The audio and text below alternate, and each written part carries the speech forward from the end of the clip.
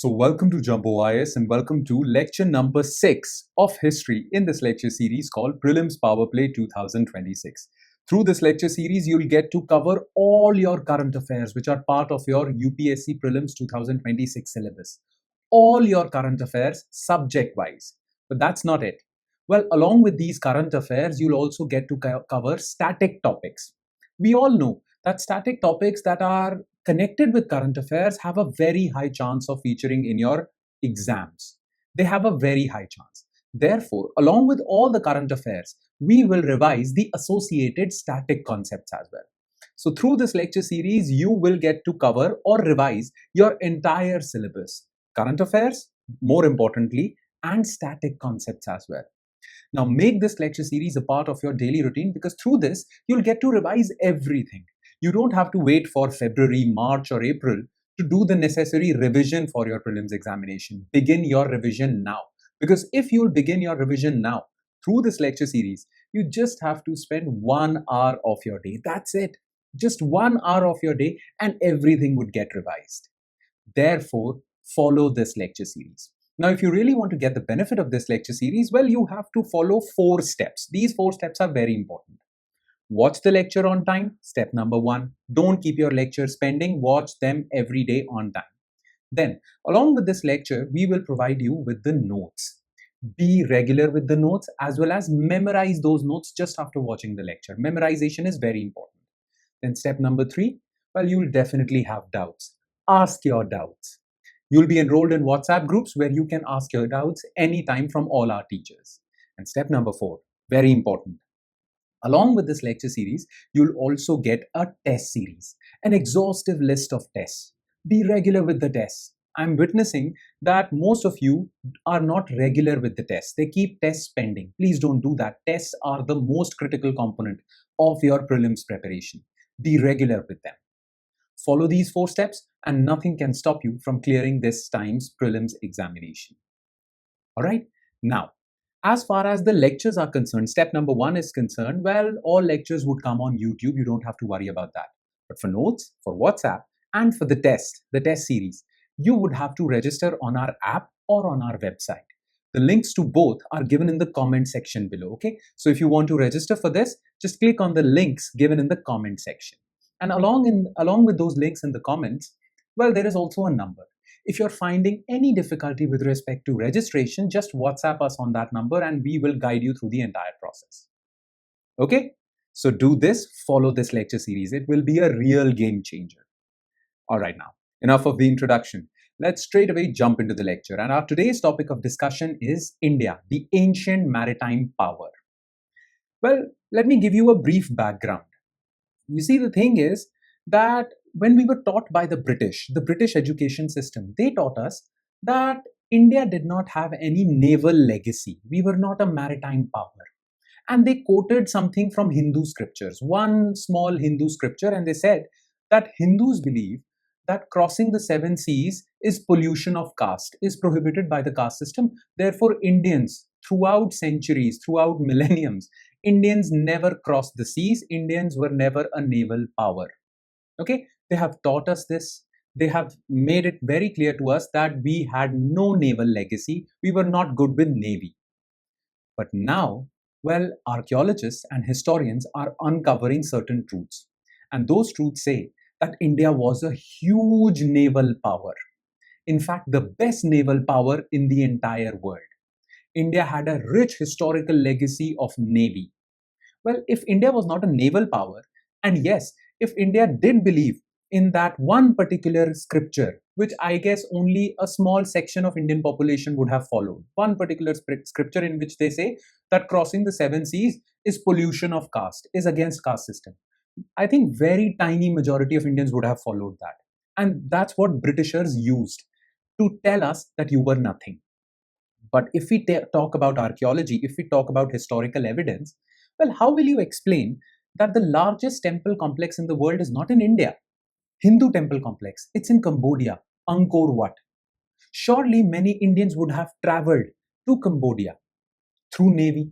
There is rich evidence that, well, the Cholas, Cheras, Pandyas, they conquered Sri Lanka. They had maritime battles, naval battles with Indonesia, Sri Vijaya Kingdom.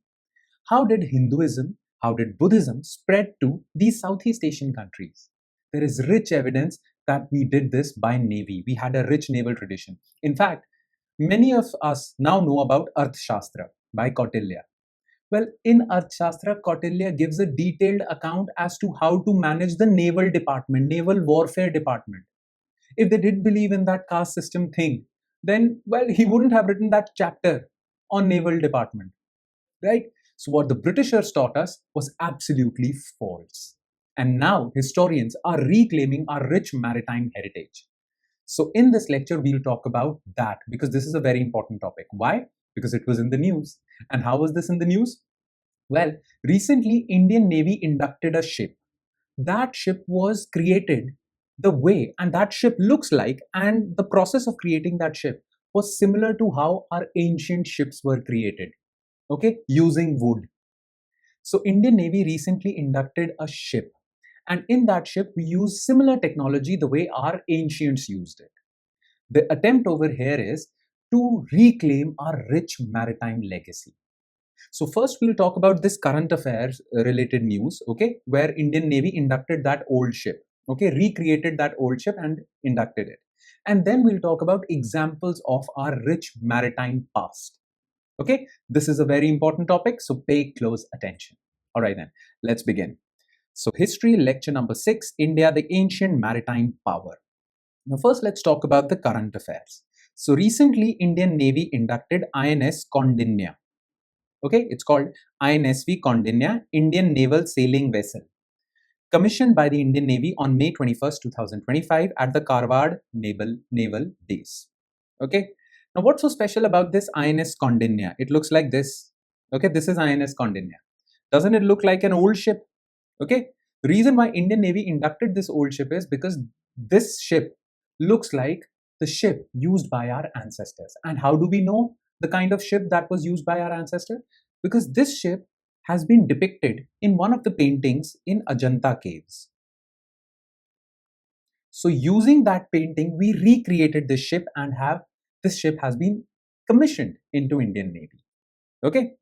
So it represents a reconstruction of 5th century CE merchant ship from Ajanta cave mural paintings using ancient stitched or Tankai shipbuilding techniques. Now the ship was also constructed using an ancient technique which is known as Tankai technique. We'll talk about Tankai technique, okay? The method is, well, wooden planks are joined with coir ropes, coconut threads. So today's ships are constructed by using metal iron nails, okay? And we rarely use wood, we mostly use iron and many other technologies. But back then, ships were not constructed using iron nails. Well, wooden planks of mango tree, teak, well, they were stitched together using these this coconut coir. So wooden planks are joined with coir ropes, coconut fibers, and sealed. Waterproofing was done using damar animal fat for flexibility and seawater resistance. So what about those small spaces between the wooden planks? Well, they were sealed by animal fat, coconut oil, and many other solutions. Exactly using the ancient technique, nothing modern. Okay? And through this, well, India wanted to prove that our ancients did build high quality ships. The best part about those ships which are stitched together instead of being merged through iron nails is that they are more flexible. So therefore they can withstand high waves also. Okay, or if they collide with a nearby coral reef or anything, they are flexible. Okay, so this was the method. Now this entire project of INS Kondinya, well, this entire project was a result of a tripartite agreement.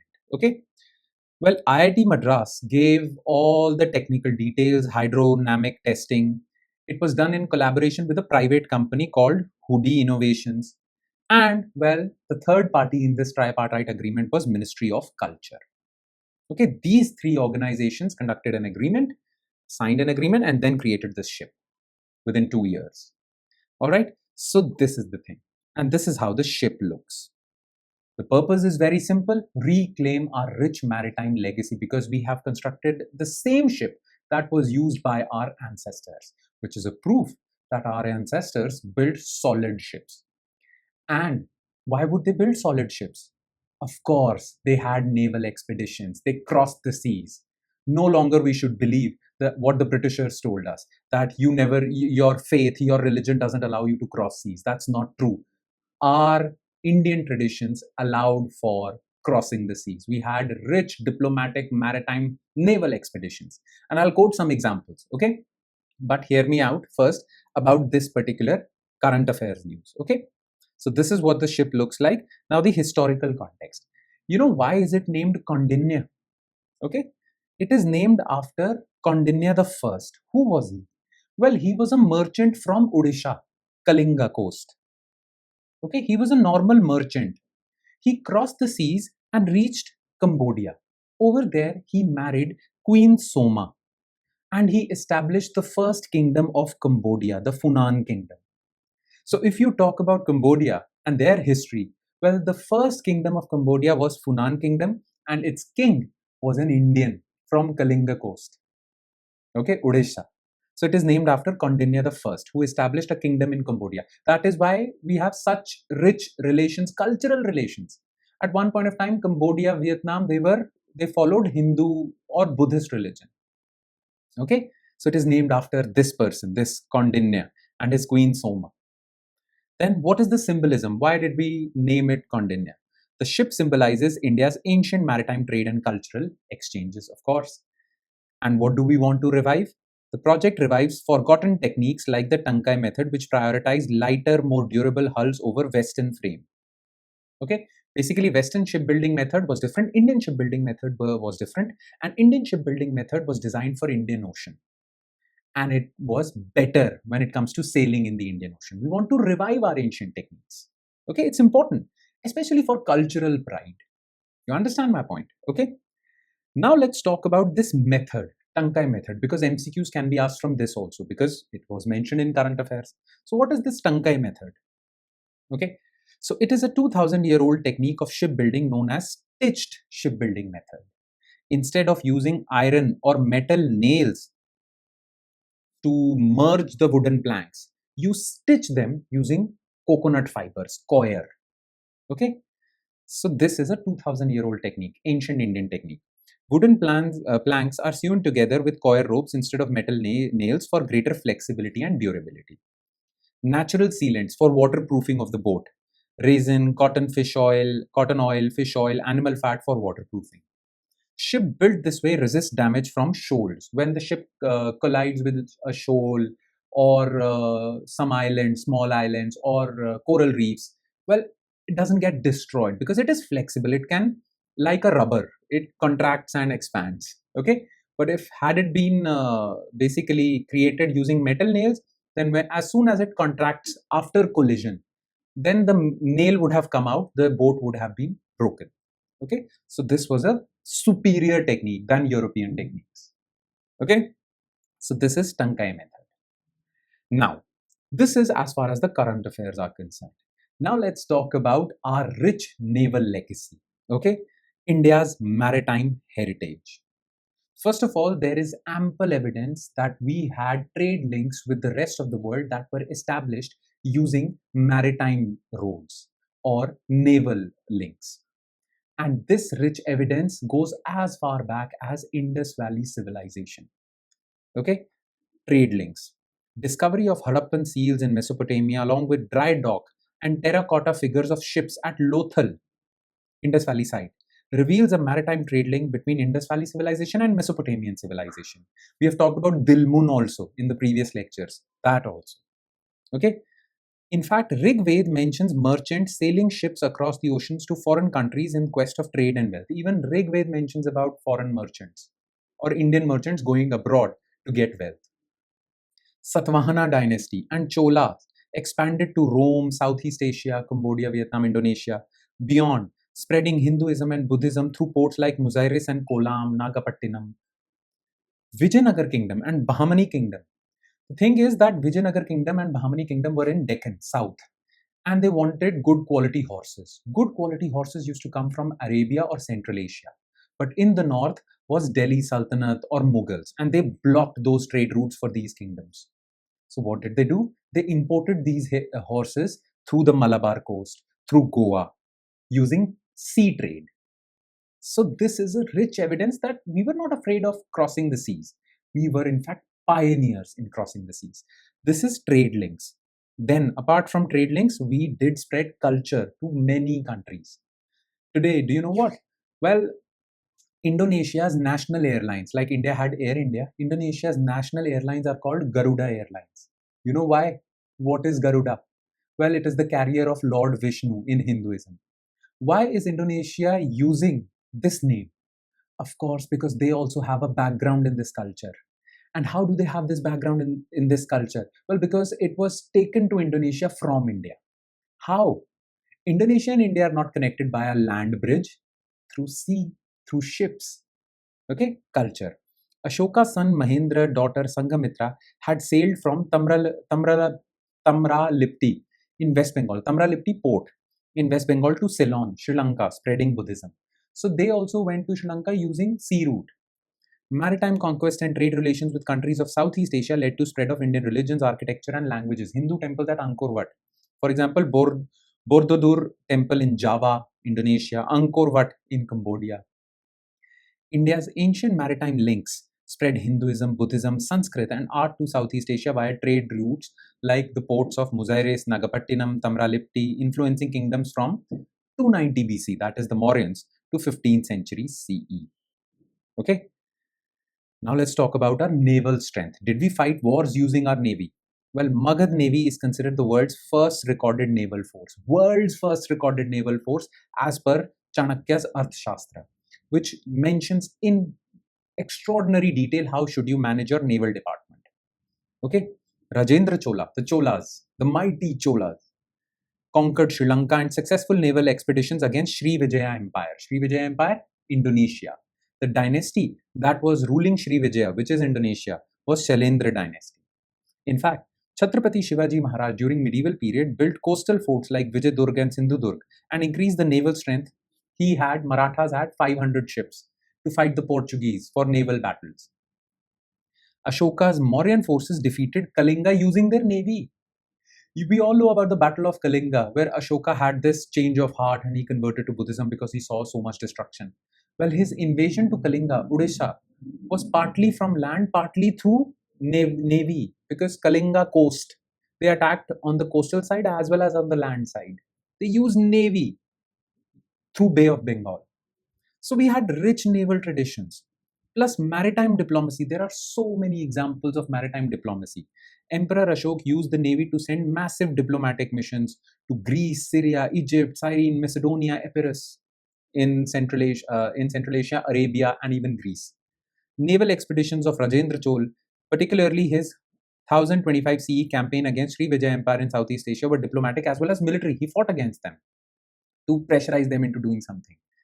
The Tamil kingdoms, the Sangam kingdoms, Chola Chira Pandya, well, they sent embassies to Roman emperor and they had rich maritime trade with Romans, okay, for spices, pepper, cardamom, salt, including Augustus Caesar. They sent embassies, okay, ambassadors to Augustus Caesar to strengthen trade and diplomatic relations.